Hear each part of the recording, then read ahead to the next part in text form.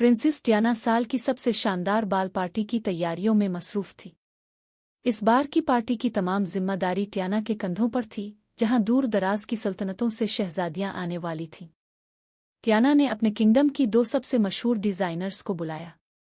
नायला और अनीरा शहर की बेहतरीन स्टांसर थीं, मगर दोनों की आपस में बिल्कुल नहीं बुनती थी। अगले ही दिन दोनों अपना सामान लेकर महल पहुंच गईं। प्रिंसेस ने उनका पुरतपाक इस्तकबाल किया और उनके लिए अलग अलग कमरे मखसूस किए। नायला को महल का खूबसूरत लेवेंडर रूम मिला, जबकि अनीरा को डेंडेलियन रूम दिया गया, जो इसे बेहद पसंद आया क्योंकि वो इसके ज़ौक़ से बिल्कुल मील खाता था।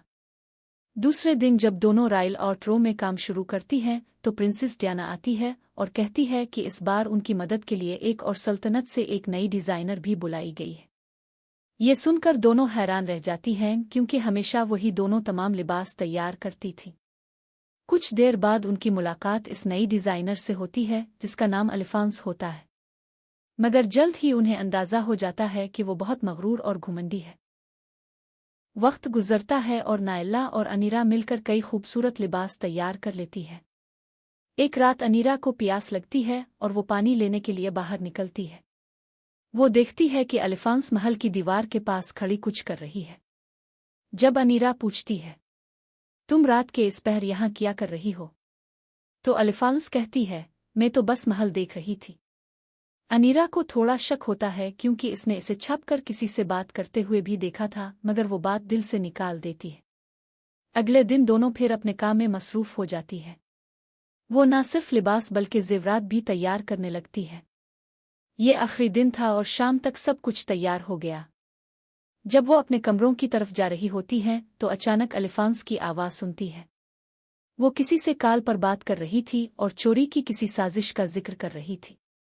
जल्द ही मेरा मकसद पूरा होने वाला है, अल्फांस ने कहा। ये सुनकर दोनों हैरान रह जाती हैं। नायला कहती है कि उन्हें कुछ करना चाहिए। वो अल्फांस के कमरे की तलाशी लेने का फैसला करती है। जब वो वहां पहुंचती है तो अल्फांस गहरी नींद सो रही थी। नायला इसका बैग चेक करती है और एक नक्शा मिलता है। नक्शा देखकर उनके होश उड़ जाते हैं। ये महल का नक्शा था, जिसमें तमाम कमरे और तहखाने बने हुए थे। इस पर एक खास जगह को निशान जद किया गया था। वो जगह महल का कदीम खजाना था, जो हजारों साल पहले प्रिसत्तान की मलिका ने यहाँ छुपाया था। नायला और अनीरा दोनों खौफजदा हो जाती हैं। वो फौरन प्रिंसेस डायना के पास जाने का सोचती हैं, लेकिन उन्हें डर होता है कि अगर अल्फांस को खबर हो गई तो वो अपना मंसूबा बदल देगी। अनीरा कहती है, हमें पहले ये पता लगाना होगा कि अल्फांस का असल मकसद क्या है। वो दोनों अगली रात छुपकर अल्फांस का पीछा करती है। आधी रात के वक्त अल्फांस चुपके से तहखाने की तरफ जाती है। हाथ में चराग था और साथ एक छोटा सा जादुई ताल्लू खोलने वाला आला। तहखाने का दरवाज़ा सदियों से बंद था, मगर अल्फांस ने नक्शे की मदद से खुफिया रास्ता ढूंढ निकाला। वो धीरे धीरे नीचे उतर रही थी कि अचानक नायला ने आहिस्ता से अनीरा का हाथ पकड़ा और कहा, हमें अभी इसे रोकना होगा, वरना खजाना चोरी हो जाएगा। अनीरा हिम्मत करके आगे बढ़ी और ऊंची आवाज में बोली, राख जाओ अल्फांस, हम जानते हैं तुम क्या करने वाली हो। अल्फांस चौंक गई। इसने गुस्से से कहा, यह खजाना मेरा है। सदियों पुरानी ताकत इसमें छपी है। मैं मलिका बनने के लिए आई हूं। नायला और अनीरा ने अपनी जहानत और हुनर से इसे रोकने की कोशिश की।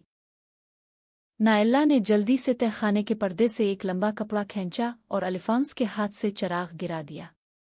अंधेरा फैल गया। अनीरा ने मौके पाकर जादुई ताल्लू वापस बंद कर दिया। इतने में प्रिंसेस डायना अपने मुहाफिजों के साथ वहां पहुंच गई। अल्फांस को पकड़ लिया गया और उसकी हकीकत सबके सामने आ गई। डायना ने नायला और अनीरा की बहादुरी की तारीफ की और कहा, तुम दोनों न सिर्फ बेहतरीन डिजाइनर हो बल्कि महल की असल मुहाफिज भी हो। पार्टी के दिन जब शहजादियां आईं तो सब ने नायला और अनीरा के बनाए हुए ड्रेसेस देखकर हैरत का इजहार किया। ये बाल पार्टी सालों तक याद रखी गई।